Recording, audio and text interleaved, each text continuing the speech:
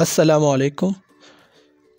آج کے ہمارے لیکچر کا عنوان ہے منشی پریم چند کی افسانہ نگاری۔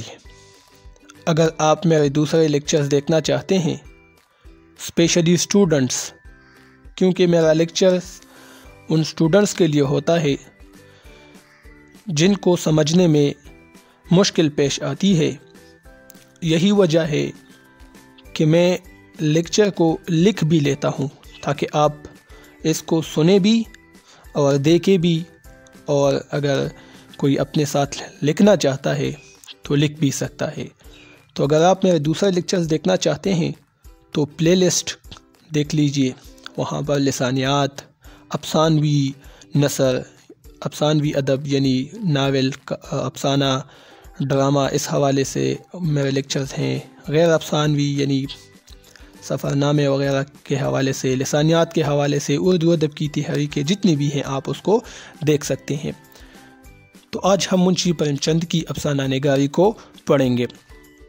یہ محض ایک اتفاق ہے کہ اردو افسانے کو ابتدا میں ہی دو ایسے افسانہ نگار مل گئے کہ جنہوں نے اردو افسانے کے لیے مضبوط بنیاد فراہم کی۔ ان میں ایک سجاد حیدر یلدرم جبکہ دوسرا منشی پریم چند ہیں۔ یلدرم رومانویت کی طرف چلے گئے، رومانوی نظریے کے حامل تھے، جبکہ پریم چند نے معاشرے کی اصلاح اور مقصدیت کا بیڑا اٹھایا۔ لیکن پریم چند کی مقصدیت یلدرم کی رومانویت پر بازی لے گئی، کیونکہ یلدرم کے بعد نیاز فتح پوری، مجنوں گورکھپوری، مہدی افادی اور قاضی عبدالغفار نے ہی رومانوی راستہ اپنایا، جبکہ پریم چند کی مقصدیت کی روایت کو آگے بڑھانے میں کئی بڑے بڑے افسانہ نگاروں نے حصہ لیا، جن میں علی عباس حسینی، سعادت حسن منٹو، شیر محمد اختر، راجندر سنگھ بیدی، احمد ندیم قاسمی اور عصمت چغتائی وغیرہ شامل ہیں۔ اب ذیل میں ہم منشی پریم چند کی افسانہ نگاری کے اہم پہلوؤں پر روشنی ڈالتے ہیں۔ منشی پریم چند کی افسانہ نگاری کے ادوار۔ پریم چند کی افسانہ نگاری میں ترتیب سے ایک ارتقاء نظر آتا ہے۔ یہی وجہ ہے کہ مسعود حسین خان نے ان کی افسانہ نگاری کو مختلف ادوار میں تقسیم کیا ہے، مختلف دوروں میں تقسیم کیا ہے۔ پہلا دور آغاز سے لے کر 1909 عیسوی تک کا ہے۔ دوسرا دور 1909 سے لے کر 1920 عیسوی تک کا ہے۔ تیسرا دور 1920 سے 1932 یعنی 12 سالوں پر محیط ہے، جبکہ چوتھا اور آخری دور 32 سے 1936 عیسوی تک ہے۔ داستانوی رنگ۔ ان کے افسانوں کی پہلی خصوصیت داستانوی رنگ ہے، یعنی داستان کی طرح فضا افسانوں میں قائم کرنا۔ پہلے دور میں پریم چند کے افسانوں میں رومانوی اور داستانوی رنگ غالب ہے۔ اس وقت وہ افسانوی فن اور تکنیک سے پوری طرح واقف نہیں تھے، کیونکہ اب یہ ابتدائی افسانے لکھ رہے تھے۔ افسانے کا ابتدا انہوں نے کیا تھا اور طلسم خوشربا کے اسیر تھے، یعنی انہوں نے یہ داستان طلسم خوشربا پڑھی تھی، تو یہی وجہ ہے کہ ان کے ابتدائی دور کے افسانے داستانوی فضا میں قید تھے۔ اس حوالے سے دنیا کا سب سے انمول رتن اور سیر درویش ان کے قابل ذکر افسانے ہیں۔ اگر آپ ان افسانوں کو پڑھیں تو ان میں حد درجہ افسانوی اور ایک داستانوی فضا موجود ہے۔ پہلے دور کے افسانوں میں انہوں نے ہندو قوم کی ماضی کی شان و شوکت کو بھی اجاگر کیا ہے۔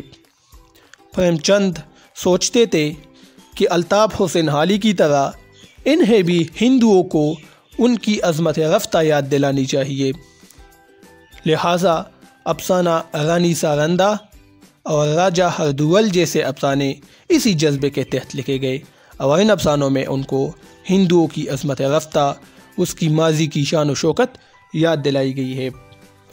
اصلاح معاشرہ۔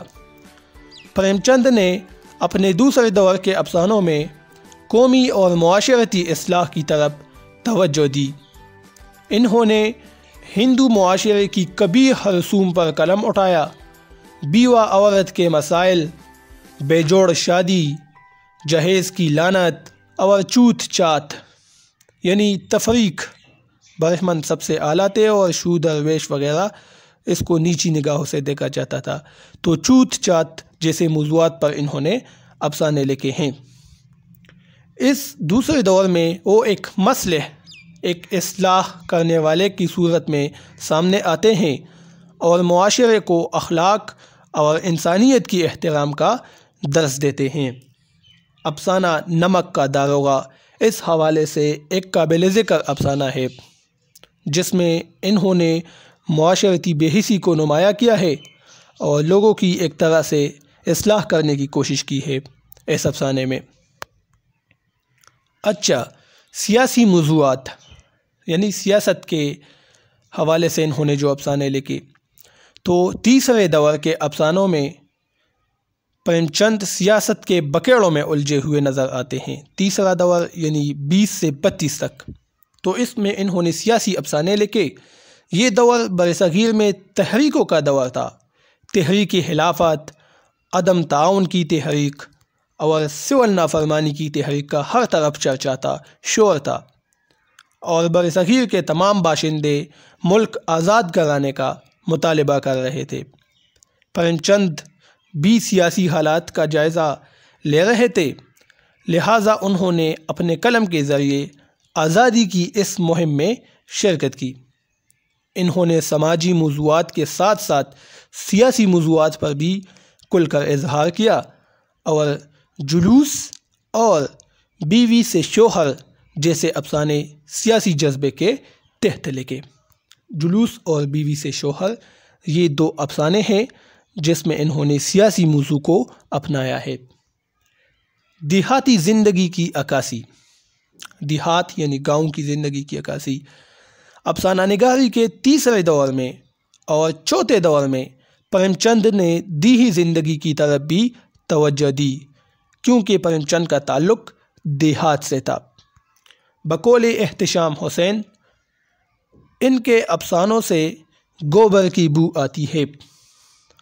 گوبر کی بو آنا کا مطلب یہ ہے کہ دیہات میں اور گاؤں میں ہی مال مویشی ہوتے ہیں، تو اسی وجہ سے وہ کہتے ہیں کہ گوبر کی بو ان کے افسانوں سے آتی ہے، یعنی دیہات ہی کی عکاسی ان کے افسانوں میں ہوئی ہے۔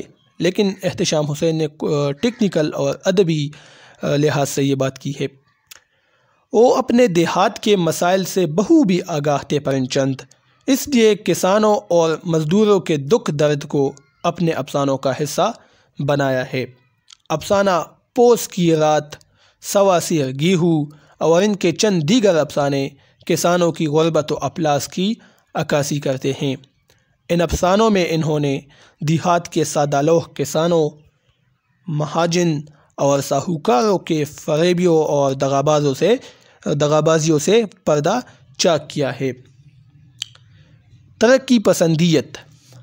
پریم چند کے چوتھے اور آخری دور میں ایسے افسانے شامل ہیں جس میں جاگیرداروں کا ظلم و ستم اور طبقاتی کشمکش کے آثار نمایاں ہیں۔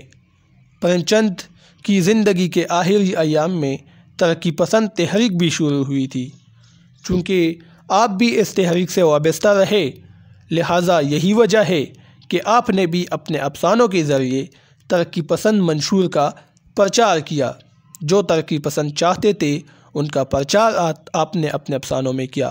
ان کا شاہکار افسانہ کفن اور سواسیر گیہوں میں انہوں نے معاشرتی ظلم و جبر، جاگیرداروں کا غریب کسانوں کا استحصال، ان کا حق لوٹنا اور دیہاتی لوگوں کی بھوک اور حالت زار کو پردرد انداز میں بیان کیا ہے۔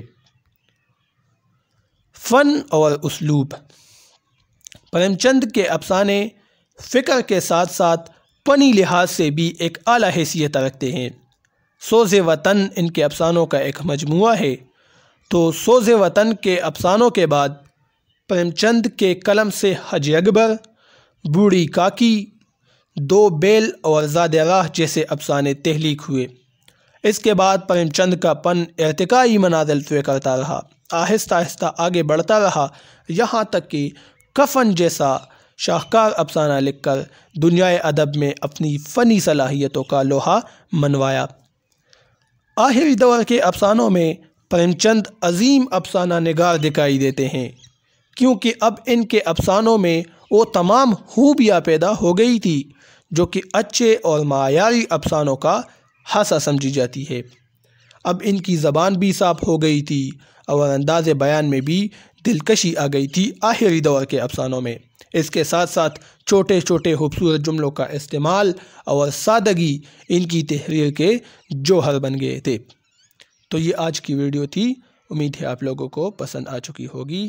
اب مجھے اجازت دیجیے، اللہ حافظ۔